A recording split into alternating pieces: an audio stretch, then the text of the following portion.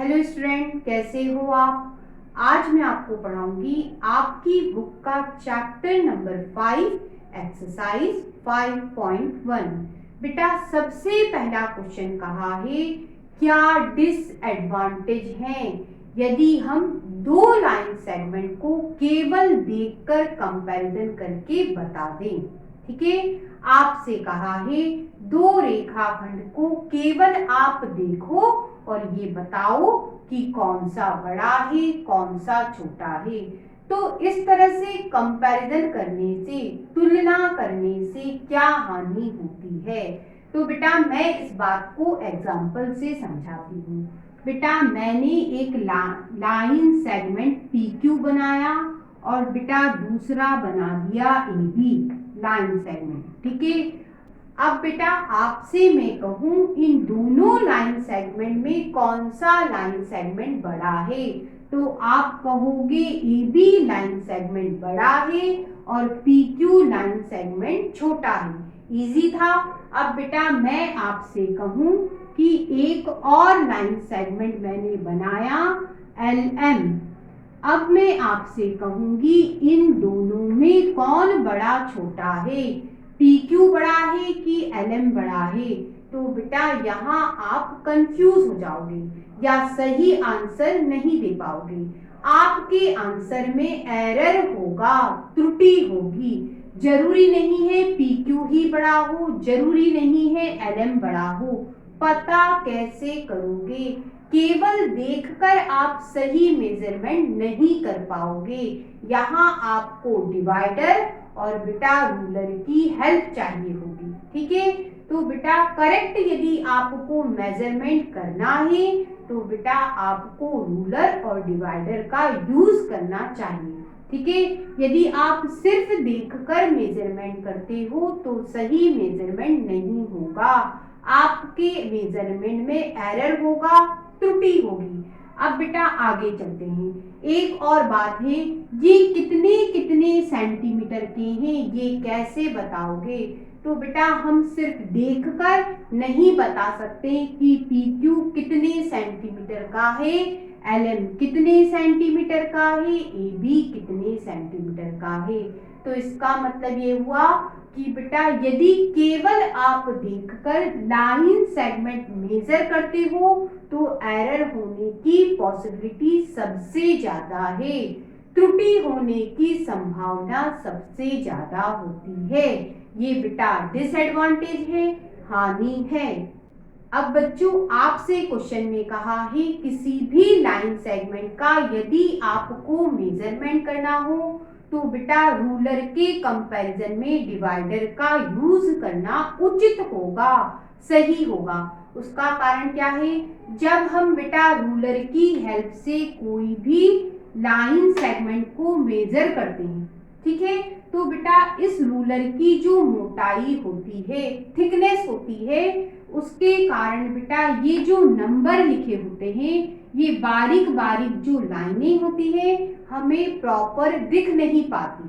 ठीक है, और इसके कारण हम सही मेजरमेंट नहीं कर पाते हैं। तो रूलर के कंपैरिजन में हमें किसका यूज करना चाहिए, हमें बेटा डिवाइडर का यूज करना चाहिए। अब बच्चों आपको क्वेश्चन में कहा है कि आप AB एक लाइन सेगमेंट ड्रॉ कीजिए। तो बेटा स्केल की हेल्प से मैं एक लाइन सेगमेंट ड्रॉ कर देती हूँ। ये बेटा 30 सेंटीमीटर का है। ठीक है, ये बेटा AB एक लाइन सेगमेंट मैंने ड्रॉ कर दिया। ये कितना है, 30 सेंटीमीटर का। ठीक है, फिर उन्होंने कहा इस लाइन सेगमेंट पे C पॉइंट भी बनाइए। तो बेटा मैं A से ले लेती हूँ 10 सेंटीमीटर, ये ले लिया और बेटा मैंने C पॉइंट बना दिया। ये C कहाँ पर है बेटा, 10 सेंटीमीटर है A से। ठीक है, तो आपको कहा है कि ये जो स्टेटमेंट है चेक करके बताओ सही है या नहीं। सबसे पहले देखो हमने क्या बनाया बेटा, AB बनाया 30 सेंटीमीटर का। ठीक है, फिर बेटा AC बनाया कितना, 10 सेंटीमीटर का। ठीक है, तो आप बताओ BC कितना होगा। 30 में से 10 घटाओगे ये कितना होगा बेटा, 20 सेंटीमीटर का होगा ना। तो ये BC इक्वल टू 20 सेंटीमीटर। ठीक है, स्केल से मेजर कर देख लो बेटा, वही आएगा 20 सेंटीमीटर। ठीक है, अब हमें इसे चेक करना है। तो सबसे पहले LHS ले लेते हैं। क्या है बेटा, AB कितना है बेटा आपका 30 सेंटीमीटर। अब बेटा RHS लो। क्या है बेटा, AC प्लस CB। AC कितना है बेटा 10 और बेटा CB कितना है या BC कितना है 20। दोनों को जोड़ो 30 सेंटीमीटर।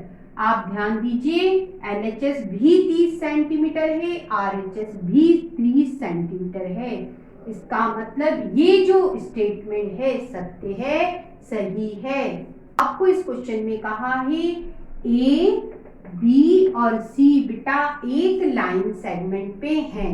ठीक है, किस तरह से हैं, AB बेटा 5 सेंटीमीटर है, BC बेटा 3 सेंटीमीटर है और AC बेटा 8 सेंटीमीटर है। तो आपसे कहा है कौन सा पॉइंट बेटा दो पॉइंट के बीच में होगा। तो बेटा हम बना के देख लेते हैं। सबसे पहले हम AC बनाएंगे 8 सेंटीमीटर। तो स्केल की हेल्प से बेटा ये 8 सेंटीमीटर मैंने AC बनाया। ठीक है, ये बन गया, ये A ये C 8 सेंटीमीटर। ठीक है, अब बेटा AB बनाएंगे 5 सेंटीमीटर। A से B तक 5 सेंटीमीटर लेना है। तो A से शुरू करो स्केल की हेल्प से। ये बेटा हो गया हमारा B पॉइंट, ये हो गया बेटा 5 सेंटीमीटर। ठीक है, और BC कितना चाहिए 3 सेंटीमीटर। स्केल से मेजर करोगे बेटा ये 3 सेंटीमीटर आएगा। अब आपसे पूछा है बेटा कौन सा पॉइंट किन दो पॉइंट के बीच में होगा। तो आप बताओगे A और C पॉइंट के बीच में B पॉइंट होगा ना। ये 8 सेंटीमीटर, इन दोनों को जोड़ के देखो 5 प्लस 3 8 सेंटीमीटर। B पॉइंट बेटा A और C के बीच में होगा।